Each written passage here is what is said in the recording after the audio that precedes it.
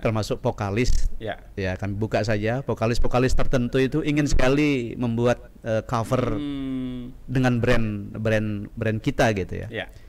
Tapi karena sudah dia punya brand sendiri, bahwa si A ini sudah dikenal di sini, si B ini dikenal di sini, begitu. Collab mungkin maunya itu, Mik Cum. Kalau kita membuat penciri sebetulnya, musik Sasak itu menjadi pencirinya apa sebetulnya yang bisa kita katakan baru dengar nih, Sasak ini gitu.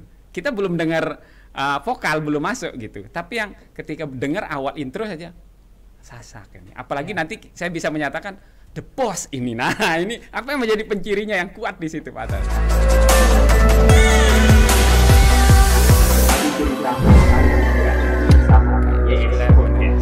Assalamualaikum warahmatullahi wabarakatuh. Waalaikumsalam warahmatullahi wabarakatuh. Nah, sudah terlihat ini dua orang tamu sahabat yang sangat luar biasa hari ini akan bercerita tentang apa? Saya simpan dulu ya tentang apanya. Namun saya mau perkenalkan dulu nih. Betulnya udah sering beberapa kali janjian nih, tapi memang ternyata di puasa dan sesuai tema ini. Ada nanti kita bahas ini yang pertama ini Selemor Puasa. Ini sebuah karya yang semoga ini bisa membawa apa ya, menjadi tren. Amin. Sasak. Tapi Amin. Ini Sasak ini. Nah, ini yang kita memang IS Podcast kan rutin untuk mengangkat Sasak ini. Jadi bagaimana obrolan-obrolan di Beruga itu kita pindah menjadi obrolan di depan HP. Nah, mudahan tema kita kali ini adalah tentang album Selase, Selemor Puasa. Ini dibuat oleh Mik Cum, Dr. lalu Maksum Ahmad, SAGM PDI. Saya ucapkan selamat dulu nih. Assalamualaikum warahmatullahi wabarakatuh. Waalaikumsalam warahmatullahi wabarakatuh. Ini selamat juga sudah selesai gelar doktornya ini. Amin, sudah amin, lama amin. Kita tunggu, alhamdulillah selesai. Amin. Nah, nanti di episode-episode berikutnya akan bahas ini, ada beberapa lagi ini ya. Sangat luar biasa. Nanti Buya juga ya, kami tunggu ini Buya Subki Sasaki di sini. Oke. Hari ini kita akan bahas ada sebuah karya The Boss, The Power of Sholawat. Nah, The Power of Sholawat ini seperti apa sebetulnya nih Mik Cum? Kalau kita melihat karya ini lahir kan tidak seketika, pasti ada sebuah perjalanan, ada kisah, ada kisah mungkin yang ke tengah kebon, tengah rau kan, bisa saja itu. Nah, namun ketika ini lahir, ini seperti apa dulu Mik Cum? Apa ada kegelisahan tersendiri sehingga kayaknya harus terwujud, harus ada ini sesuatu yang harus dibuat gitu. Silakan Mik Cum. Bismillahirrahmanirrahim. Assalamualaikum warahmatullahi wabarakatuh. Waalaikumsalam warahmatullahi wabarakatuh. Alhamdulillah. Assalatu wassalamu ala Rasulillah. Marhaban ya Ramadan. Selamat berpuasa. Kita sudah masuki 5 hari pertama bulan puasa, yaitu pertengahan 10 hari pertama. Awaluhu rahmah, kasih sayang untuk kita semuanya. Jadi di dalam album ini sudah tiang tulis kerinduan kita terhadap bulan puasa. Lagu lamun dimin datang puasa, apakah kerinduan itu masih terasa dan kita rawat, atau sebaliknya kalau di dalam album ini fenomena sosial puasa itu kita tampilkan. The Boss ini atau The Power of Sholawat lahir sesungguhnya cukup lama, persisnya ketika tiang mondok dulu di salah sebuah pesantren yang berafiliasi ke Gontor. Kesenian dan kebudayaan sangat diapresiasi, dan salah seorang guru tiang adalah yang di samping kanan tiang ini, Pak Yusron. Guru musik dan guru seni tiang. Nah, ketika melihat beliau melatih dan berkarya seni, kok tiang ini eman kalau nanti tidak dilanjutkan begitu. Sehingga tahun 96 ketika tiang masuk PBA di Stein Mataram, yang langsung ke rumah beliau di Karangbedil untuk mengajak beliau melanjutkan belajar tiang terhadap seni, terutama olah vokal dan seterusnya.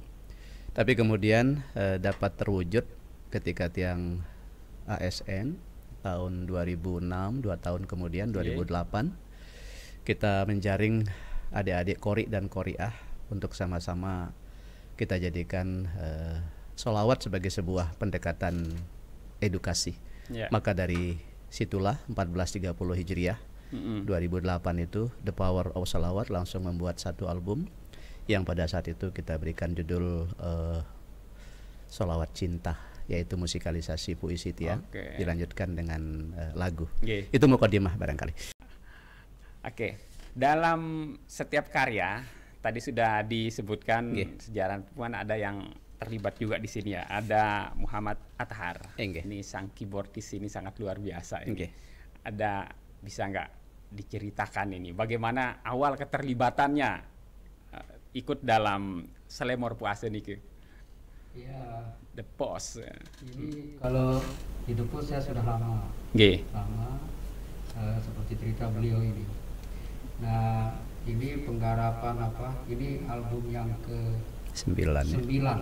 Ini album yang 9 di Selembor Puase ini. Ya, mengalir saja. Mengalir saja. Ini kadang-kadang kita tidak ada rencana, tiba-tiba. Ya seperti air lah, mengalir. Ya, jadi mengalir seperti air ya. Nah ini sangat luar biasa. Lamun tanu biasa, lamun bedait arak doang sak jari. Seperti apa sebetulnya intensitas ketemunya ini, Pak Athar? Ya, lebih intens ketika ada acara, kemudian ada penggarapan album, aransemen musik, di situ intens. Karena kita kan punya masing-masing aktivitas tersendiri. Ini kita dalami lagi nih. Kalau kita berbicara manajemen nih, seperti apa manajemen yang dibuat ini? Kan nggak mungkin ini berjalan begitu apik, begitu rapi tanpa diatur.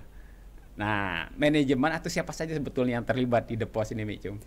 Jadi sedari awal Tiang pelajari grup-grup musik lokal terutama ya, bahkan nasional. Itu katakanlah bagai cendawan di musim hujan ya. Tumbuh subur tapi kemudian beberapa saat kemudian redup.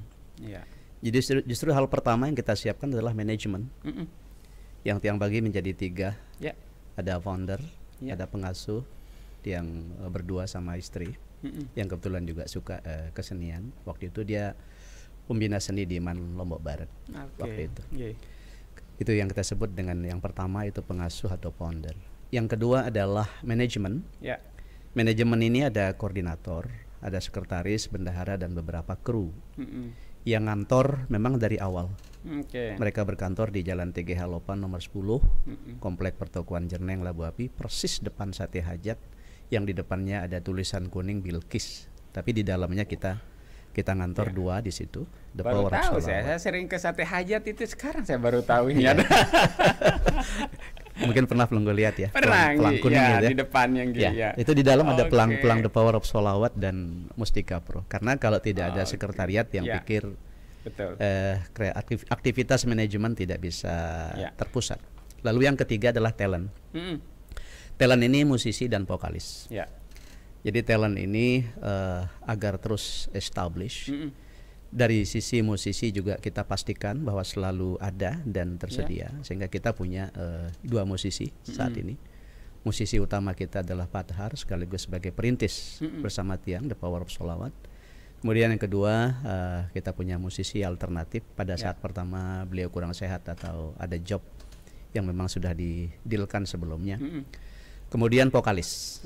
Vokalis ini melalui proses yang agak panjang ya, karena memang kriteria vokalis yang kita inginkan bukan hanya pinter nyanyi, tetapi juga ngaji tilawah terutama, karena sholawat yang diusung ini.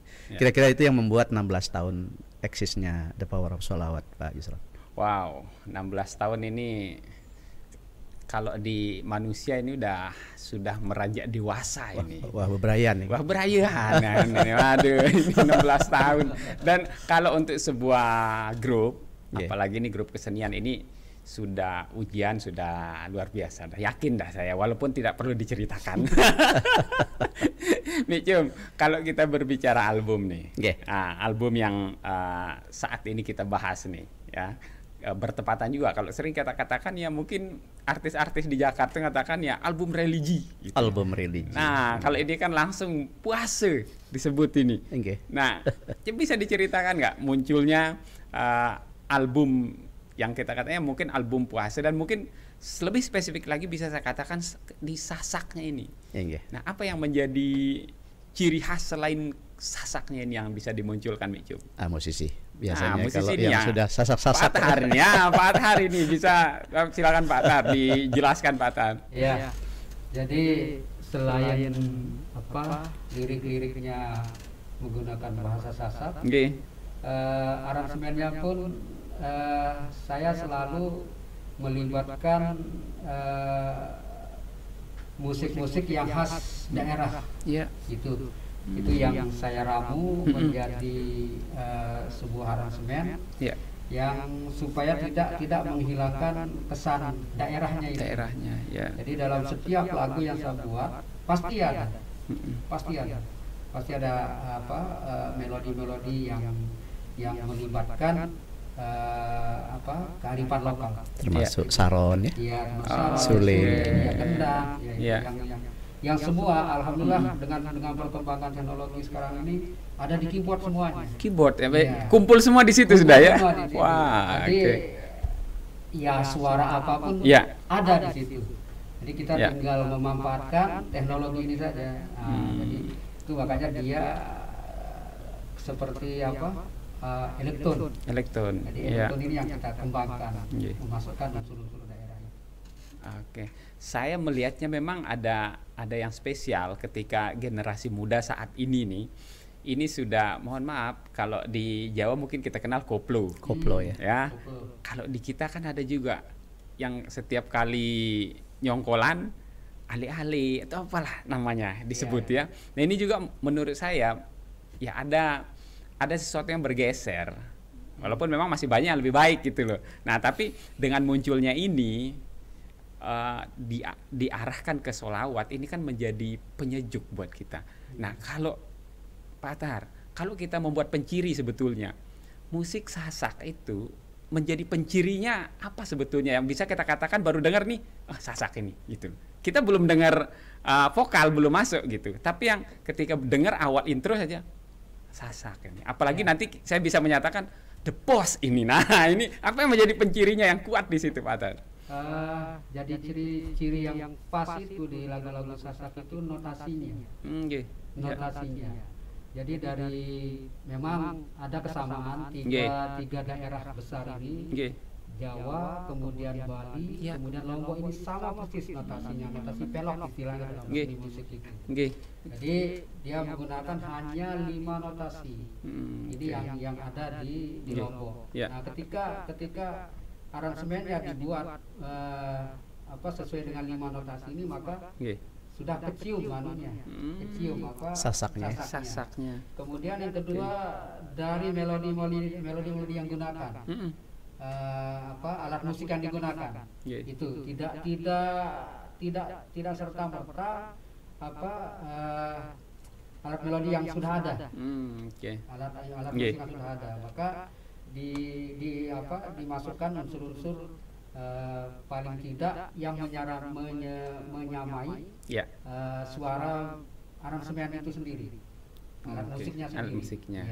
Di situ. Jadi baru kedengeran seperti yang dikatakan tadi, begitu kita dengar ini lagu Sasak. Pasti lagu Sasak karena dari melodinya, dari melodi notasinya gitu. Nah ini kan menjadi penting karena menjadi identitas. Apalagi kita berbicara ini The Boss ini akan menjadi pencirinya nanti adalah mulai dari intronya, dari musiknya. Apalagi kita berbicara mulai dari syair-syairnya, ini akan menjadi lebih dalam lagi gitu kita mengenal The Boss. Nah selama ini nih Cum, ini kan sudah terbentuk 16 tahun. 16 tahun ngapain aja nih kalau boleh tanya? 16 tahun apa yang sudah dilakukan oleh The Boss ini? Sampai dedare nih. Iya, dedare sudah ini. Tadi yang tambahkan Pak Athar tadi, selain ciri Sasak, begitu banyak sahabat mengatakan langsung ini The Boss. Artinya langsung menugik kepada brand The Pulse. Karena memang sedari awal kita membuat distingsi, membuat katakanlah perbedaan. Perbedaan pertama tentunya dari segi brand. Brand. Ya. The Pulse ini modern nasyid. Modern nasyid. Langsung menyebut modern nasyid. Bukan nasyid biasa. Karena kalau nasyid biasa itu acapella. Acapella atau musik mulut. Beatbox atau yang sejenisnya begitu. Sehingga kita jelas.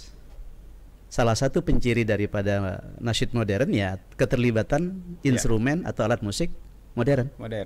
Dan itu cukup bisa diwakili dengan satu instrumen namanya keyboard. Sekaligus ini yang membuat 16 tahun The Power of Sholawat karena simple.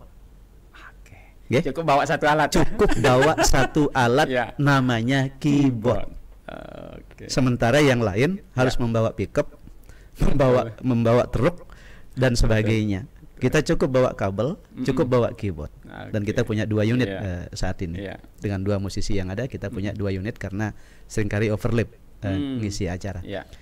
Berikutnya 16 tahun ngapain saja? Karena di 16 tahun ini manajemen memberikan data kepada kami 500 kali perform. 500 kali. 500 kali perform kurang lebih regional, nasional, bahkan internasional. Bahkan di beberapa kesempatan kita diminta untuk mengkombinasikan tradisional musik Sasak dengan keyboard. Tapi karena tiang ASN dan tidak bisa meninggalkan tugas pokok, maka undangan luar negeri ini akhirnya sampai hari ini belum bisa kita, karena mereka lihat beberapa perform kita di hotel yang memakai saron, instrumen musik Sasak dikolaborasikan dengan modern, tetapi kemudian melantunkan sholawat. Jadi tiga keunikan. Pertama adalah unsur wisdomnya, Sasaknya, internasionalnya itu dengan namanya itu, kemudian modernitasnya itu. Nah itu yang kelihatannya membuat The Pulse menjadi bertahan sampai hari ini, yaitu distingsi atau keunikan. Kira-kira begitu. Memang harus ditanam sejak awal. Dengan itu menjadi penciri Mi Cum dan Pak Atar. Kalau melihat perkembangan saat ini nih, jadi berperan sudah cukup 16 tahun, sudah 500 perform. Nah kira-kira ada nggak perform yang kira-kira membekas gitu, kayak wah itu sulit dilupakan gitu, memberi kesan tersendiri, Mi Cum, pernah nggak? Ini karena musisi yang lebih banyak berlatih di lapangan untuk mempersiapkan satu performan, kira-kira di antara sekian ratus perform, Pak Tahar silakan. Pak Tahar, ada nggak yang kira-kira paling berkesan, Pak Tahar? Mungkin paling lelah latihannya, bolehlah. Atau mungkin karena melibatkan anak yatim atau dan yang berkesan itu ketika ke Jakarta. Taman Mini ya. Taman Mini. Itu kan tidak serta-merta bisa berangkat itu. Betul. Kalau tanpa sesuatu. Jadi itu yang berkesan. Kalau di rata-rata kan semuanya sih berkesan. Bahe, manisnya, lama, sebentarnya latihan, sulitnya. Jadi yang bagi saya pribadi yang sangat berkesan itu ketika ke Taman Mini. Iya.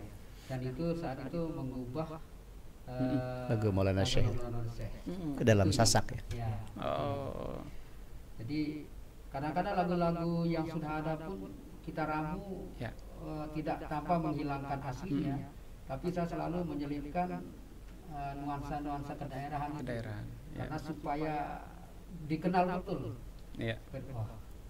Jadi setiap lagu kita coba kulik kalau di sini enak tanpa merusak lagu itu sendiri. Ada di beberapa album yang juga lagunya Nisa Sabian, kita coba kulik tanpa menghilangkan Nisa Sabiannya sendiri. Itu anehnya. Jadi yang diramu, yang saya ramu itu aransemen, kemudian memasukkan unsur-unsur lokal itu. Oke, Pak Tahar, saya masih tertarik ini dengan ini musik. Ini kan menjadi identitas tersendiri. Ini saya sangat suka, Pak Tahar. Jadi ketika etnik ini bisa kita pelihara di tengah modernitas, nah tapi yang menjadi tantangannya sekarang digitalisasinya, Pak Tahar. Kita sekarang ini nggak bisa, kalau ngupload itu cepat, kalau mirip dengan aransemen yang sudah memiliki anggap saja hak cipta, itu cepetin. Kira-kira ada kesulitan nggak di situ? Pernah nggak ngupload merasa wah ini The Post yang punya, tapi kenapa bisa kena klaim hak cipta? Pernah ngalami nggak Pak Tar? Belum ya. Manajemen tidak pernah. Oh, nggak karena pernah, kita ori soalnya. Oke. Ori. Yang terjadi adalah kita belum posting. Ya. Diposting orang. Menarik ini. Kita sudah posting, kemudian diklaim orang. Tapi pada saat kita posting tidak pernah ada persoalan untuk. Nah, itu jadi masalah itu. Ini karena kita berbicara pedoman komunitas yang ada di media sosial, yang pemiliknya ya dalam kewajarannya siapa yang pertama kali posting biasanya gitu. Nah, ini kan perlu dijaga juga. Akhirnya dari situ Pak Yusron, sekecil apapun tulisan tiang itu selalu ada hari, selalu ada tanggal, ada bulan, tahun sama jam. Kalau Pelungguh lihat tiang posting-posting itu, itu berangkat dari situ sebenarnya, supaya tiang pribadi dapat mempertanggungjawabkan karya-karya kecil itu gitu. Artinya ketika ada yang mengklaim, tinggal tiang tunjukkan lembar aslinya bahwa tanggal, bulan, tahun dan jam segini loh ditulisnya. Dokumentasinya detail ya. Sangat detail. Sangat detail. Menarik ini karena perlu juga kita sejak awal gitu loh. Jadi seluruh album ada bukunya. Ada bukunya. Seluruh album. Ya, ini yang menjadi dokumentasi lengkap, bukan hanya saja dalam bentuk karya, tapi dokumentasi dalam bentuk teks ini penting juga, Mi. Karena mungkin lengkapnya dokumen itu makanya diangkat di skripsi. Wow. Sudah dua orang. Wow. Yang pertama ekonomi syariah, meriset manajemen, sehingga bertahan sampai sekarang ini. Yang kedua sisi KPI, terakhir sudah kemarin, itu mengangkat The Post, terutama syiar Islam lewat seninya. Ini ada yang pasca mau masuk, tapi yang minta dia untuk survei performanya di lapangan. Seperti apa kira-kira? Misalnya kalau Maulid itu seperti apa bentuk syiar dan syair The Post itu seperti apa? Duduk tidak boleh lebih dari 30 cm. Karena kita kalau meniru begitu, kami meniru memang konsepnya Cak Nun dan Kiai Kanjeng. Kalau boleh kami menyebut langsung gitu. Kira-kira begitu. Jadi ada role model ya. Ada role model. Role modelnya di Cak Nun ya. Sangat luar biasa, Mi. Jadi perjalanan sampai saat ini kan tentu ini sudah, kalau kita berbicara album ini sudah berapa album, dan sebetulnya 16 tahun ini kan pergeseran sudah cukup lumayan. Maksud saya 16 tahun lalu mungkin media sosial belum sedahsyat ini gitu. Nah, apa strategi ketika mengeluarkan album nih? Kemudian mau bahasa sekarangnya promo album lah ya. Mempromosikan karya-karya itu sekarang ini, dulu dan sekarang bagaimana melihat ini? Karena tadi yang sempat sampaikan bahwa kita sempat ada undangan dari luar, lalu kemudian tidak bisa kita tunaikan, dan beberapa undangan kami tidak bisa tunaikan, karena ada undangan yang menghajatkan tiang hadir tapi di waktu aktif. Susah ini bagi ASN, susah ini meninggalkan. Akhirnya bisanya Sabtu, Minggu atau malam. Nah, akhirnya memang beberapa perform itu tidak bisa kita tanpa promosi, tanpa dan sebagainya, itu intensitas performan kami tidak pernah surut. Apalagi kemudian misalnya ada satu pola manajerial tersendiri yang memang secara masif. Itulah kenapa hanya YouTube itu hanya untuk mempermudah. Misalnya nih ada yang nikah begitu, maka cukup kami kirim link. Ada contoh, ini link lah. Jadi tidak untuk tujuan subscribe dan yang lain-lain, murni hanya untuk memberikan kemudahan kepada calon pengundang bahwa ini contoh wedding, ini contoh khitan, ini besok setelah Lebaran ada musim haji, ini kompilasi haji, ini puasa, ini contohnya. Kira-kira YouTube itu hanya untuk kepentingan itu. Tapi dengan adanya YS Podcast berkewajiban secara syiar untuk ini tujuan kita. Ini kita mensiarkan The Post gitu. Kulturalnya Islaminya betul. Dan modernitasnya juga. Iya begitu. Ini menarik sekali ini. Jadi dari Pak Tar, saya tertarik melihat perjalanan 16 tahun. Tentu kan talent kan mungkin dari sejak awal sampai sekarang ini mungkin nggak itu bertahan itu aja gitu. Atau kalau saya bertanya, gimana pola kaderisasi atau merekrut yang baru untuk menjaga keseimbangan dan kedinamisan dalam grup The Post ini, Pak Athar? Iya. Jadi untuk talentnya dinamis. Dinamis, selalu berganti. Selalu berganti dengan sendirinya. Kesibukan ini, kesibukan itu, kemudian muncul lagi yang baru, muncul lagi yang baru. Ya dengan seleksi, dengan seleksi yang agak ketat, karena memang sholawat ini kan dia punya pakem tersendiri. Dia tidak seperti penyanyi dangdut, penyanyi pop. Dia tidak seperti itu. Jadi dia punya pakem tersendiri dan tidak sembarang vokalis bisa masuk. Karena memang ruh, memang apa ya, hati kalau saya lihat sholawat ini tidak bisa asal. Jadi saya sendiri cara menyeleksinya itu ketika mendengarkan calon vokalis ini melantunkan sholawat, ada rasa di situ. Ketika antara pendengaran dengan rasa ini sudah terjalin, maka connect dia, pas dia, maka dapatlah dia pakemnya di situ. Nah, di The Post itu sendiri tidak melulu sholawat. Jadi ada beberapa genre musik yang juga kami siapkan, yang memang karena tuntutan harus memang kita siapkan. Ya dangdutnya, ya sasaknya, ya popnya, yang harus ada, tidak kemudian tidak menutup genre sholawatnya tersendiri. Itu dia. Jadi sudah dalam kurun waktu lama ini sudah generasi ke-9 kayaknya sekarang. 9. Karena setiap generasi satu album. Iya, satu album. Gitu ya. Memang hadiahnya album. Satu generasi satu album. Jadi sampai saat ini sudah 9 album. 9 angkatan dan 9 album. Wow. Karena hadiah ya. Kita menyebutnya hadiah bagi satu angkatan itu adalah album. Dan melihat perkembangan, kalau saya melihat sekarang ini adalah kita berbicara sebagai konten kreator. Saya melihat nih Cum, banyak konten kreator menamakan diri dengan sholawat dan mereka sukses secara finansial. Saya melihat itu luar biasa. Eril SPI misalnya, yang dari Lombok Tengah itu ternyata dia hanya bermain sholawat. Nah, mungkin dengan sedikit karena konten ya, kita berbicara di situ adalah kreatif. Mungkin dengan prank sholawat yang dia buat. Jadi awalnya pura-pura suaranya serak dan bagaimana akhirnya menarik simpati, dan pada akhirnya dia mengeluarkan suara emasnya dan di situ orang simpati. Nah, ini juga ternyata dikembangkan. Nah, melihat fenomena ini The Post, apa yang ada muncul nggak ide-ide?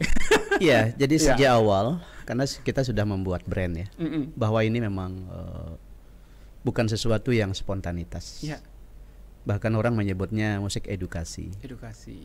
Jadi memang kita mau bertahan di situ. Hal yang lain semacam ikutan saja. Hal yang lain. Artinya kalau era sekarang ini tentu tidak bisa kita menutup mata. Tapi kalau terlalu larut lalu mengikuti, nanti kehilangan khitoh kalau bahasa ormasnya, bahasa agamanya itu kita kehilangan tercerabut akarnya. Bahkan kita untuk menseleksi vokalis saja itu kita pastikan dulu aman nggak 5 waktunya sampai ke situ tuh. Kemudian dia hadir dulu untuk tilawah karena sholawat. Sekali lagi sholawat. Apalagi kalau kemudian sholawat ada kata-kata prank gitu. Masa sholawat prank gitu. Apa enggak ada istilah yang lain begitu kan. Jadi kami tidak menutup mata dengan perkembangan apapun termasuk konten. Kemudian kecenderungan apa yang tren saat-saat ini. Kita ikuti sepanjang itu masih dapat mempertahankan khitoh, mempertahankan akar yang memang sedari awal kita niatkan begitu. Banyak sekali orang yang menawar-nawarkan diri dan seterusnya. Termasuk vokalis. Ya kami buka saja, vokalis tertentu itu ingin sekali membuat cover dengan brand kita gitu ya. Tapi karena sudah dia punya brand sendiri, bahwa si A ini sudah dikenal di sini, si B ini dikenal di sini, begitu. Collab mungkin maunya itu Mik Cum. maka kolaborasi gini. Kita pernah ditawarkan kolaborasi dan sering sekali di acara wedding misalnya dengan dangdut. Misalnya ya. Kami tidak menutup mata atau alergi dengan featuring atau kolaborasi dengan itu. Tapi kalau kemudian tidak sama-sama value-nya dengan sholawat, yang satunya misalnya A, satunya B, ini kan harus memilih. Akhirnya memang kami memilih. Bapak Ibu silakan pakai itu saja, kami lain kali. Akhirnya yang sering terjadi adalah, Pak, kami sudah sepakat untuk pakai The Post. Untuk sementara yang ini kami, karena dua yang tidak seringkali tidak bertemu. Tapi kalau religi, full religi atau ada message di situ, kami siap untuk kolaborasi itu. Itu kira-kira bentuk anunya. Ini menarik, ini sangat luar biasa. Mau bertahan di tengah modern digitalisasi, memang tantangannya sangat luar biasa. Kalau kita hanya melihat di satu sisi, Mik Cum, kalau di konten kreatornya hanya melihat monetize atau dolar yang masuknya, mungkin ini sudah tergoda ini. Tapi menarik, saya melihat ada sesuatu yang harus dijaga. Jadi ya memang ada tempat kita mengalah, ya memang ada yang harus kita pertahankan gitu kan. Mungkin bahasa kami ada segmentasi ya. Ada segmentasinya sendiri-sendiri. Katakanlah 2 tahun tiang riset lelaka ini begitu banyak fakta-fakta yang tiang lihat secara empiris, tiang rasakan Pak Yusron. Termasuk jenis musik yang Pelungguh sebut di awal tadi itu. Apalagi podcast Pelungguh ini kan jelas sekali ini. Interior ini menunjukkan bahwa ini ada wisdom yang ingin ditampilkan begitu. Jadi tiang sering sekali bahwa ini tempatnya di sini, bukan di jalan. Kalau yang ini, kalau kemudian kita akan mempertahankan ini, ada value besar yang leluhur kita wariskan yang akan kita katakanlah tinggalkan atau pelan-pelan kita akan lupakan. Yang pikir ada misi besar juga IS ke arah itu kan. Bahwa bagaimana menyandingkan wisdom dengan tanpa mencerabut akar nilai leluhur yang sudah kita laksanakan bersama-sama begitu. Sepakat itu, Mik Cum. Memang ruangan ini memang hajatan saya juga itu dalam rangka kita menjaga bersama. Karena nggak mungkin sekarang menghadirkan tokoh-tokoh itu di tengah acara-acara yang banyak gitu. Nah sekarang caranya adalah hadirkan obrolan-obrolan budaya itu hadir di ruang-ruang digital mereka gitu. Nah hanya itu cara yang bisa kita lakukan, karena meminta mereka hadir itu sesuatu banget sulit menurut saya. Nah ini saya juga sangat merasa ada energi yang positif sangat luar biasa ketika The Post ini sudah teruji 16 tahun, sudah 9 album, kemudian regenerasi sangat baik, cara seleksinya sangat luar biasa. Nah terakhir Mik Cum dan Pak Atar, ini saya minta nanti dua-duanya ini memberikan komentarnya itu. Bagaimana melihat ke depan? Ini kan kita selalu kalau melihat ke depan ini, ya tantangan ke depan ini bagaimana gitu. The Post bertahan dan mampu nggak kira-kira bersaing kalau melihat fenomena yang terjadi di media sosial saat ini? Silakan, mungkin Pak Atar dulu. Boleh saya? Kita bicara bertahan. Saya sendiri Pak Yusron kagum dengan pengelolaan The Post ini. Sangat kagum. Saya banyak melihat grup-grup, terutama di kita di NTB lah. 1-2 tahun bertahan, tahun berikutnya hancur. Itu seringkali disebabkan karena personalnya. Kemudian karena grupnya, karena pemainnya, karena bosnya sendiri tidak mampu bertahan ketika ini kan musiman job ini Pak Yusron. Betul. Musiman job ini. Kita taruh seperti grup dangdut nih. Grup dangdut itu akan banyak pasarnya ketika ada seperti Maulidan. Tahun-tahun dulu kan, dangdut itu sudah merajalela ketika Maulidan.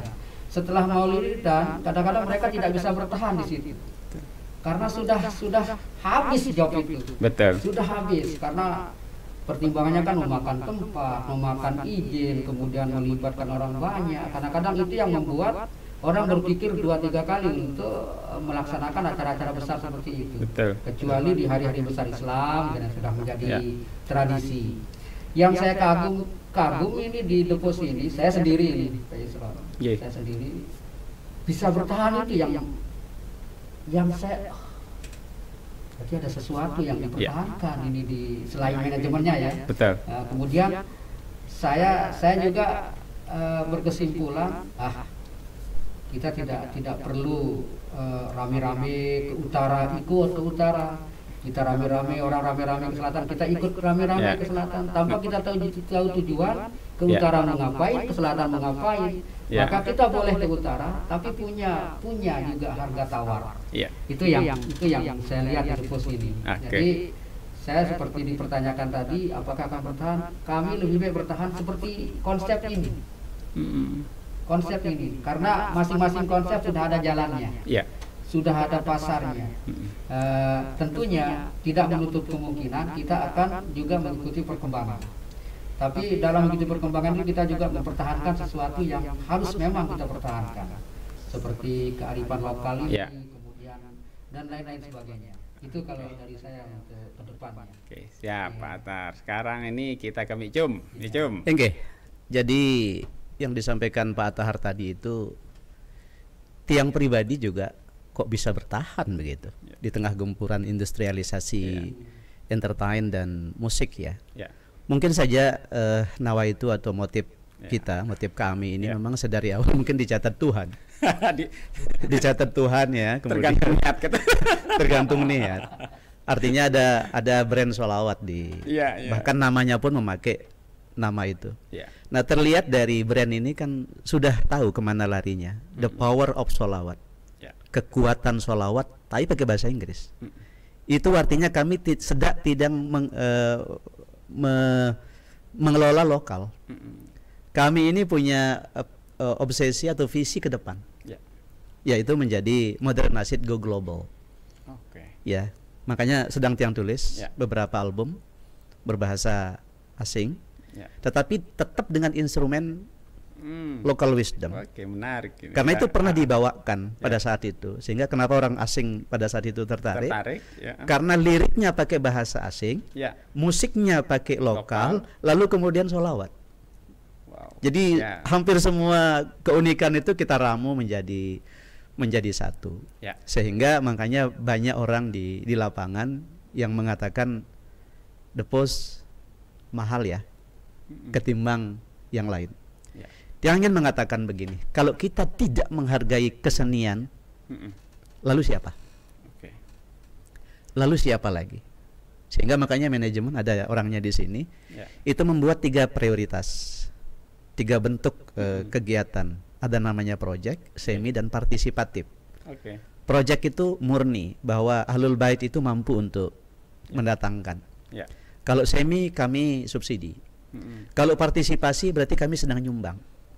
Nah, 3 hal ini yang membuat kemudian kami tidak boleh menolak menolak tawaran, kecuali kalau orangnya itu tidak merasa bahwa dirinya itu mampu, tapi dia ingin, katakanlah gitu ya, membuat kesenian dan kebudayaan itu bernilai murah. Artinya kalau kita para seniman budayawan ini tidak menghargai diri kita sendiri, lalu siapa yang akan kita harapkan? Betul. Makanya sampai hari ini brand dalam tanda kutip ya, brand mahal itu masih melekat di The Post itu. Bahwa kalau cost operasionalnya tidak segini, mungkin agak sulit. Kenapa? Ya itu salah satu yang membuat eksis. Tetapi ingat bahwa di sana juga kami ada, katakanlah, misi yang besar lainnya untuk mempertahankan apa yang sedang berjalan ini. Ada musisi yang harus hidup. Ada vokalis berpuluh-puluh yang harus hidup. Ada kru di belakangnya. Ada soundman yang luar biasa, minimal 10. Makanya di dalam amprah itu selalu 10. Dan selalu menyisakan minimal 15% untuk kepentingan saving. Dari sisi itu mungkin salah satu juga yang harus kita buka, yang menjadi namanya membuat eksisnya kelompok musik apapun namanya begitu. Luar biasa. Memang harus ditata oleh manajemen ini. Nggak mungkin Micum berbicara pireun. Langsung deal or no deal. Kiki yang punya pekerjaan ini. Di awal YouTube-nya sudah jelas itu.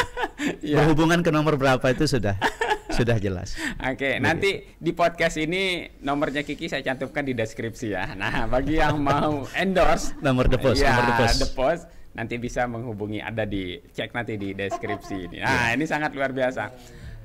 Luar biasa obrolan ini. Jadi ini juga semangat kita menjaga hasanah. Iya.